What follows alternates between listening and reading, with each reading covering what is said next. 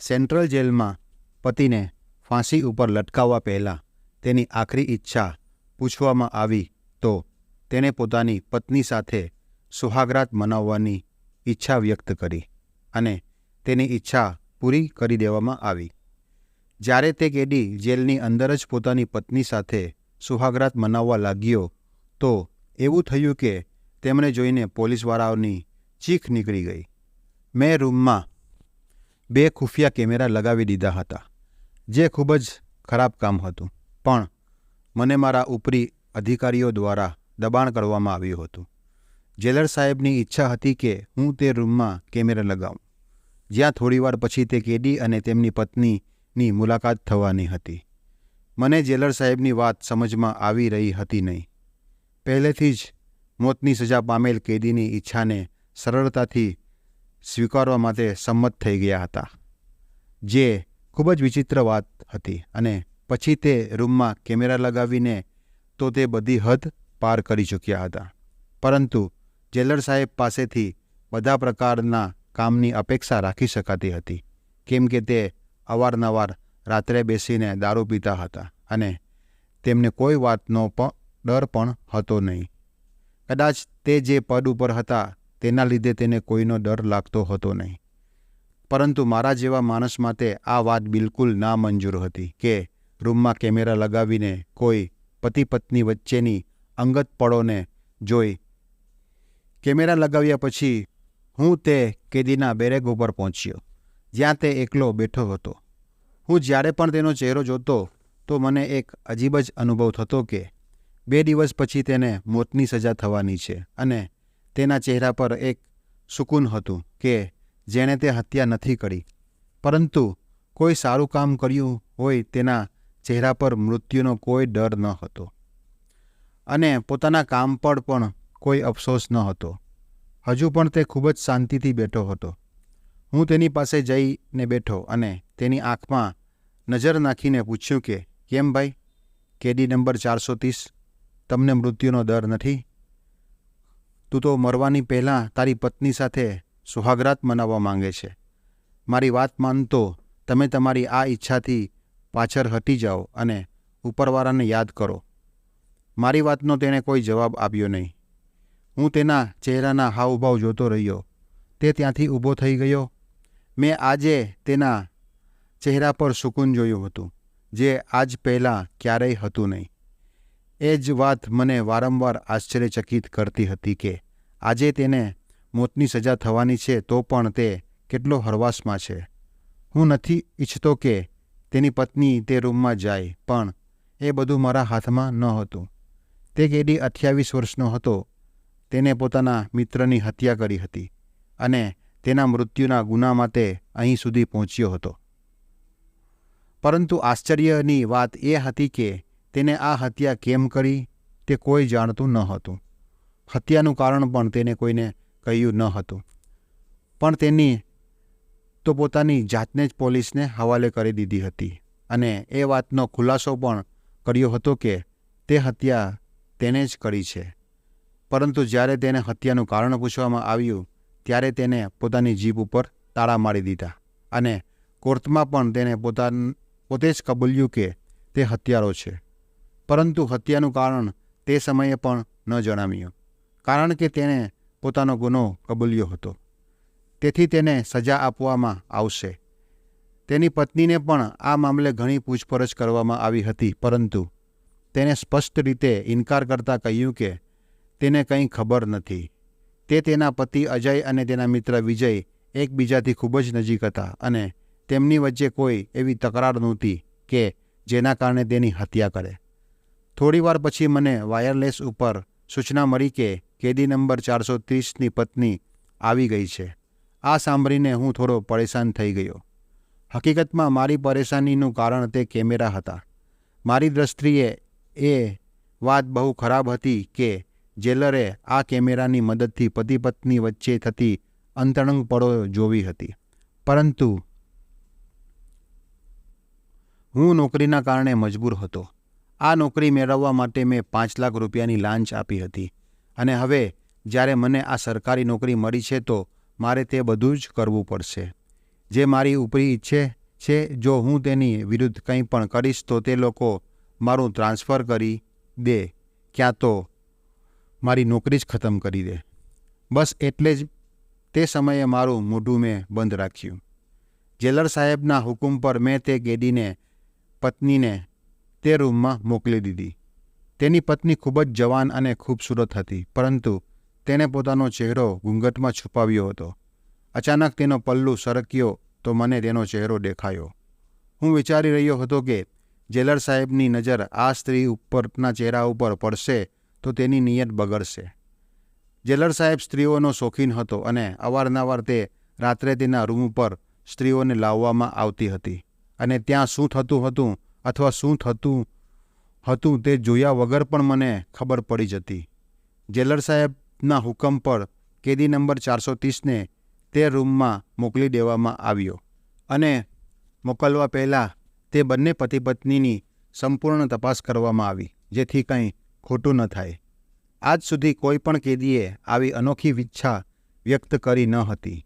તેથી આ જેલમાં પહેલીવાર થઈ રહ્યું હતું અને આ વાતને ગુપ્ત રાખવામાં આવી હતી.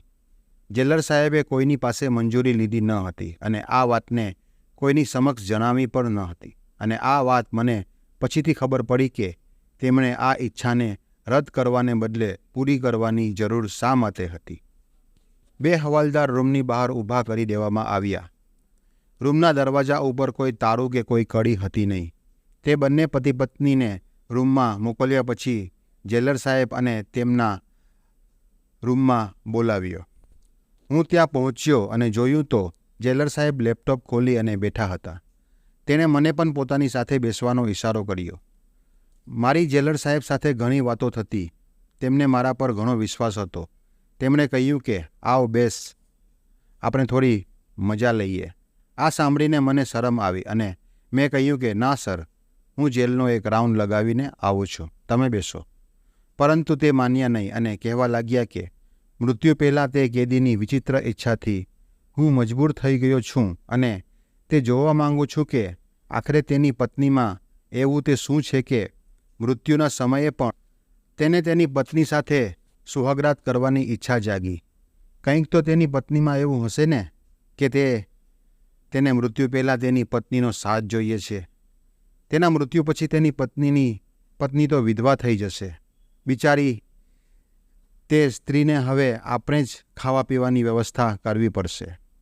આટલું કહીને તે જોરથી હસવા લાગ્યો. તેમના હસવામાં મને તેમનું કમીનાપણું સ્પષ્ટ દેખાતું હતું. હું જાણતો હતો કે તેની નિયત કેવી છે, એટલે જ તો તેને રૂમમાં કેમેરા લગાવવા મને મજબૂર કર્યો અને તેના લીધે જ તેણે આ અનોખી ઈચ્છાને પૂરી કરાવી દીધી. તે આ વિડીયોની મદદથી પછી તે સ્ત્રીને બ્લેકમેલ કરશે અને પછી આરામથી પોતાના ગંદા મકસદ હાસિલ કરશે.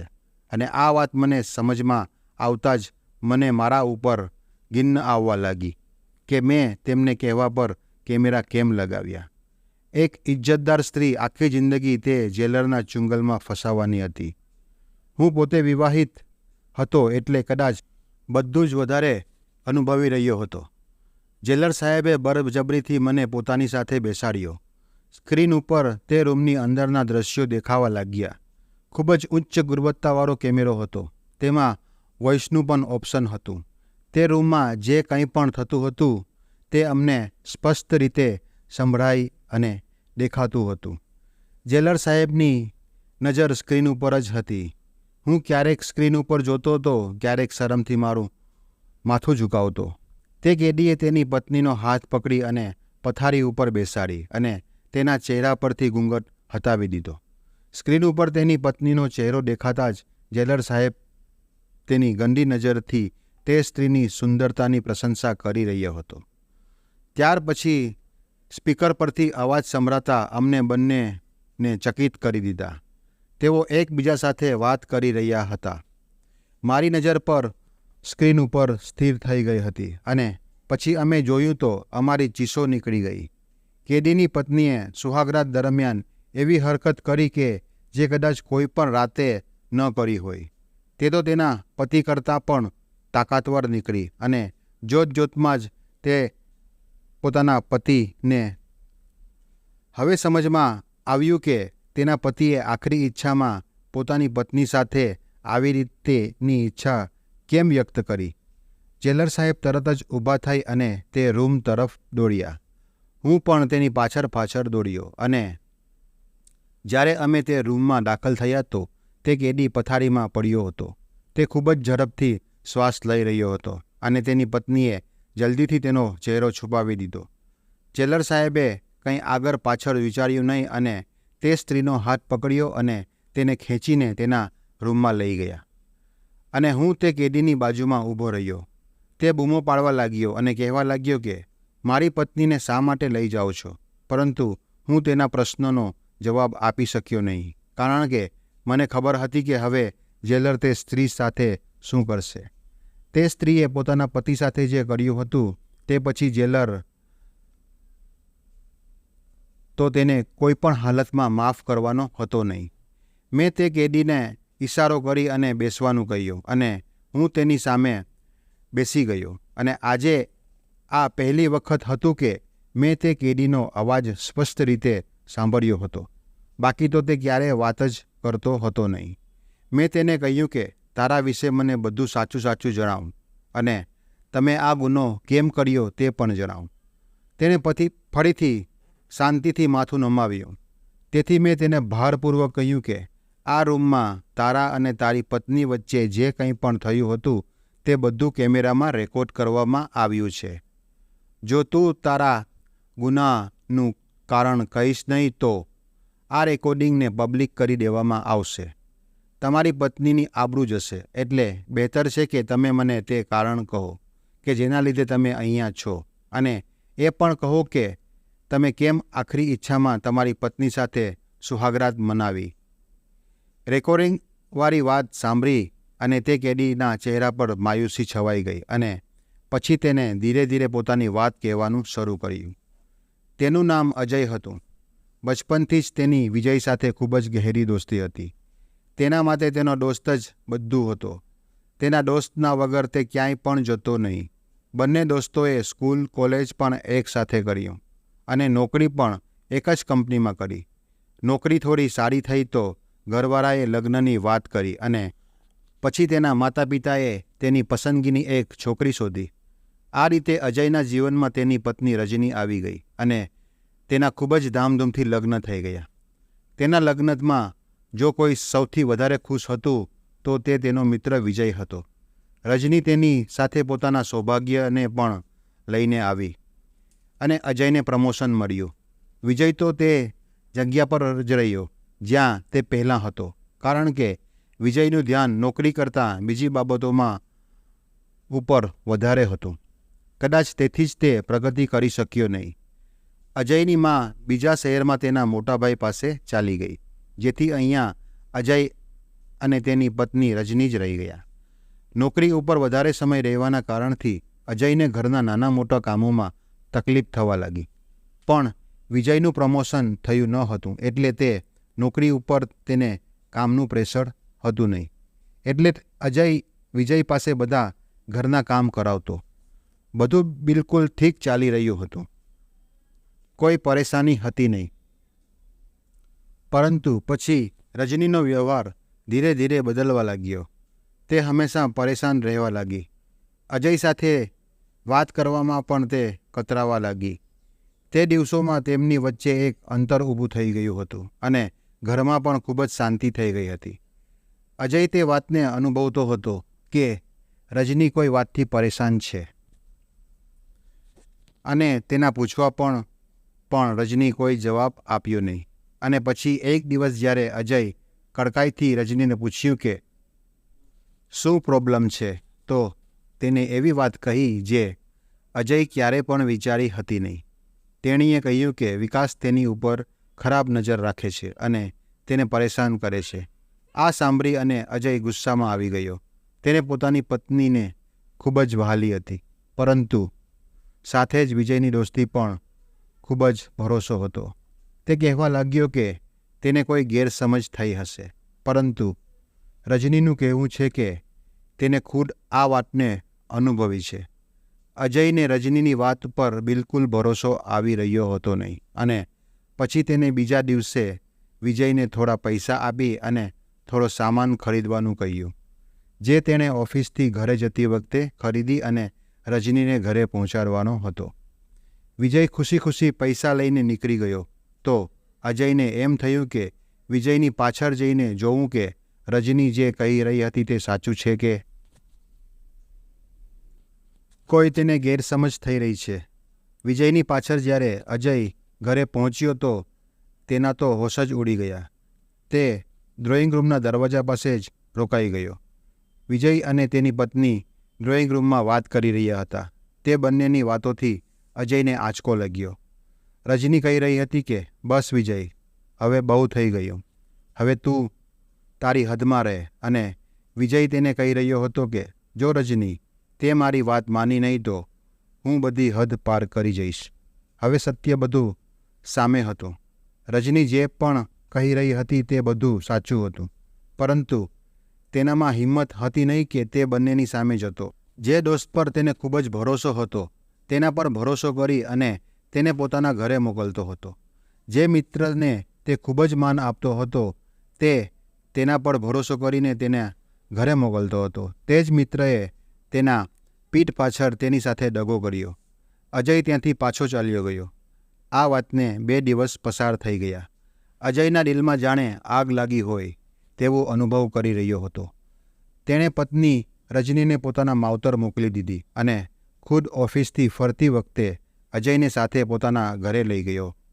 તે વિજય પાસેથી જાણવા માંગતો હતો કે તેણે આવું કેમ કર્યું, પરંતુ જ્યારે આ વાત તેને પોતાના દોસ્તને પૂછી તો તેના મિત્રએ જે કહ્યું તે સાંભળીને તેને ખૂબ જ ગુસ્સો આવ્યો. વિજયે કહ્યું કે રજનીના પહેલાં પણ કેટલાય છોકરાઓ સાથે ચક્કર હતા, તેનું ચાલચલન ઠીક નથી. આ સાંભળી અને અજયને ગુસ્સો આવી ગયો અને ગુસ્સામાં તે વિજયને મારવા લાગ્યો. વિજયે પણ પલટવાર કરી અને પોતાના હાથ અજય ઉપર ઉપાડ્યો. પછી અજયે પણ ગુસ્સામાં આવી અને ત્યાં પડેલી ફ્રૂટ કાપવાની છરી ઉપાડી તેના ઉપર હુમલો કર્યો. આ બધું એટલું અચાનક થઈ ગયું કે અજયથી વિજયના હાથની નસ કપાઈ ગઈ અને થોડી જ વારમાં તેના મિત્ર વિજય ત્યાં રૂમમાં જ મૃત્યુ પામ્યો. અને જ્યારે અજયને ભાન આવ્યું તો બધું ખતમ થઈ ચૂક્યું હતું. અજયે પોલીસને ફોન કરીને ખબર આપી, કેમ કે તે કોઈ ગુનેગાર હતો નહીં. તે ખુદ પણ સદમામાં હતો કે તેણે આ શું કરી દીધું. પછી અજય પોતે જ પોતાના ગુનો કબૂલ કરી પોતાની જાતને પોલીસને હવાલે કરી દીધી. 5 મહિના કેસ ચાલ્યા બાદ અજયને ફાંસીની સજા ફટકારવામાં આવી. પરંતુ હેરાનની વાત એ હતી કે મૃત્યુની સજા સાંભળ્યા પછી પણ તેની આંખમાં કોઈ આંસુ હતા નહીં. તે બિલકુલ ખામોશ હતો. એક વખત તેને જેલમાં મરવા માટે તેની પત્ની આવી હતી, પરંતુ તે એક સામાન્ય મુલાકાત હતી. અને પછી કેદીએ મૃત્યુ પામવા પહેલાં પોતાની પત્ની સાથે સુહાગરાતની ઈચ્છા વ્યક્ત કરી. મને અને જેલર સાહેબને એમ લાગતું હતું કે કદાચ તે પોતાની પત્નીને ખૂબ જ પ્રેમ કરતો હશે, એટલે જ તેને છેલ્લી વખત મરવા માંગે છે. પરંતુ સ્ક્રીન ઉપર જે અમે જોયું તે કંઈક અલગ જ હતું. જ્યારે તેની પત્ની તેને મળવા માટે આવી તો તેને સામે બેસાડી અને તેને કહેવા લાગ્યો કે તારી હકીકત મને ખબર પડી ગઈ છે. હું જાણી ગયો છું કે ગુનેગાર મારો દોસ્ત નહીં પણ તું હતી. આટલું કહીને તેને તેની પત્નીના કપડાં ખેંચ્યા અને કહેવા લાગ્યો કે તને બીજાની ઇજ્જત ઉછાળવાનો ખૂબ જ શોખ છે ને, આજે હું તારી ઇજ્જત ઉતારીશ. આ સાંભળીને તેની પત્ની કહે છે કે આવતીકાલે તને સજા મળવાની છે અને તું મારી સાથે અહીંયા કંઈક ખોટું કરીશ તો તને કંઈ હાસિલ થવાનું નથી. તે સાચું હતું કે મને તારા કરતાં તારા દોસ્ત પસંદ હતો, એટલે મેં તેને મારી તરફ આકર્ષાય તેવી હું હરકતો કરતી, પરંતુ તે દરેક વખતે તમારી દોસ્તી વચ્ચે લાવતો અને એમ જ કહેતો કે તારી સાથે કંઈ દગો નહીં કરે. તે તો તને મારી હકીકત કહેવા માંગતો હતો. તેને ખબર હતી કે મારા કેટલાય છોકરાઓ સાથે સંબંધ હતા, એટલે જ મેં ગભરાઈને તારા દિલમાં તેના માટે ખોટી વાતો કહેવાનું શરૂ કરી દીધું, જેથી તે ક્યારેય પણ મારા વિશે તમને કંઈ કહે તો તમને તેના પર ભરોસો થાય નહીં. હું ઈચ્છતી હતી કે તમે વિજયથી દૂર રહો અને તમને મારી હકીકતની ખબર પડે નહીં. અને જો કદાચ તારા અને વિજય વચ્ચે દોસ્તીમાં તકરાર થઈ જાત તો મને વિજયને હાંસિલ કરવો ખૂબ જ આસાન થઈ જાત. આ સાંભળીને જ અજય તેની ઉપર હુમલો કર્યો હતો અને તેના બદલામાં રજનીએ તેનાથી પણ વધારે તાકાતથી તેને ધક્કો મારી અને અજયને મારવાનું શરૂ કરી દીધું. તે તો અજય કરતાં પણ ખૂબ જ તાકાતવર નીકળી અને આ બધું જોતા અને સાંભળતા પછી હું અને જેલર સાહેબ ભાગતા તમારા રૂમમાં આવી ગયા હતા. હવે બધી હકીકત મને ખબર પડી ગઈ હતી. મેં ફરી તેને પૂછ્યું કે પણ તું તારી પત્નીને અહીંયા શું કરવા બોલાવી હતી? આ સાંભળી અજય કહેવા લાગ્યો કે ત્યારે તો અમે ગુસ્સામાં આવીને મારા દોસ્તની હત્યા કરી દીધી હતી, પરંતુ જ્યારે મારી પત્ની મને અહીંયા મરવા આવી હતી તો તેની વાતોથી મને લાગ્યું કે ગુનેગાર મારી પત્ની જ છે.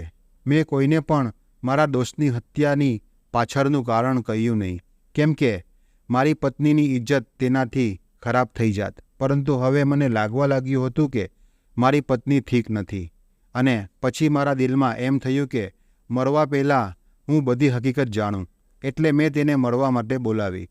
પણ તે મારી સામે આવીને પોતાનો ગુનો કબૂલ પણ કરત તો મને કોઈ ફાયદો ન થાત. એટલે મેં સુહાગરાતની વાત કરી, કેમ કે આટલા દિવસોમાં મેં જેલર સાહેબની ફિતરત સારી રીતે સમજી ગયો હતો. હું જાણતો હતો કે અમે બંને પતિ પત્નીને જોવા માટે અહીંયા કેમેરા જરૂર લગાવશે અને આવી રીતે મારી હકીકત કેમેરામાં રેકોર્ડ થઈ જશે અને મારો ભરોસો બિલકુલ સાચો સાબિત થયો. મને ખબર હતી કે અહીંયા કેમેરા લાગેલા છે અને બધી વાત કેમેરામાં રેકોર્ડ થઈ રહી છે. તે કહેવા લાગ્યો કે મને મોતની સજાથી બચવું નથી. મને એ વાતનો અફસોસ છે કે મેં મારા બાળપણના મિત્રની વાત ઉપર ભરોસો કર્યો નહીં. મારા લીધે તે આ દુનિયાથી ચાલ્યો ગયો. હવે હું એમ ઈચ્છું છું કે મારી પત્નીને પણ તેના ગુનાની સજા મળે. તે જ હતી જેણે અમારા બંને વચ્ચે નફરત પેદા કરી. તેની વાત સાંભળી હું હેરાન થઈ ગયો. તે ખૂબ જ ચાલાક હતો. જેલરની ફિતરતને સમજીને તેણે આ બધો ખેલ ખેલ્યો હતો અને તે સફળ પણ થઈ ગયો. તેની પત્નીની હકીકત કેમેરામાં રેકોર્ડ થઈ ગઈ અને હવે તેની પત્નીને પણ સજા મળી શકે તેમ હતી. પરંતુ આ બધું જેલરના હાથમાં હતું. મેં કેદી નંબર 430ને ફરી તેની બેરેકમાં મોકલી દીધો. બીજા દિવસે તેને મોતની સજા થવાની હતી. હું ફરી જેલર સાહેબના રૂમમાં પહોંચ્યો તો તેના રૂમનો દરવાજો બંધ હતો. હું જાણતો હતો કે તે આટલી આસાનીથી તે સ્ત્રીને છોડશે નહીં. હું ત્યાંથી જેલનો રાઉન્ડ મારવા નીકળી ગયો અને વિચારી રહ્યો હતો કે એક સ્ત્રી કેટલાકની જિંદગી બરબાદ કરી શકે છે. અત્યાર સુધી રજનીએ ન જાણે કેટલા છોકરાઓની જિંદગી ખરાબ કરી હશે અને તેને પોતાના પતિને પણ મોતના દરવાજા ઉપર પહોંચાડી દીધો. આ બધું કર્યા બાદ તે ખુદ પણ બચી શકી નહીં. હવે જેલર સાહેબ અત્યાર સુધી તેને પોતાની હવસનો શિકાર બનાવશે.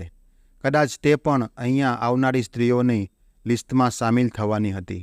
આ જેલમાં નોકરી કરતાં મેં એક વાત સારી રીતે સમજી કે મોટાભાગના ગુનાઓ લાગણીમાં આવી અને અજાણતા જ કરવામાં આવે છે. એટલે જ હું એક વાત જરૂર કહીશ કે કોઈ પણ પગલું ઉપાડતા પહેલાં માણસને પહેલાં એક વખત હકીકત જરૂર જાણવી જોઈએ. આશા કરું છું કે મિત્રો તમને લોકોને આ વાર્તા પસંદ આવી હશે. વાર્તા પસંદ આવી હોય તો એક લાઈક કરજો, શેર કરજો અને કોમેન્ટ કરજો કે તમને વાર્તા કેવી લાગી. અને આવી વાર્તા સાંભળવા માટે પ્લીઝ અમારા ચેનલને સબસ્ક્રાઈબ જરૂર કરજો. તો ચલો દોસ્તો, મળશું બીજી વાર્તામાં. ત્યાં સુધી બાય બાય અને તમારો અને તમારા પરિવારનો ખ્યાલ રાખજો. આ વિડીયો જોવા બદલ તમારો આભાર. ધન્યવાદ.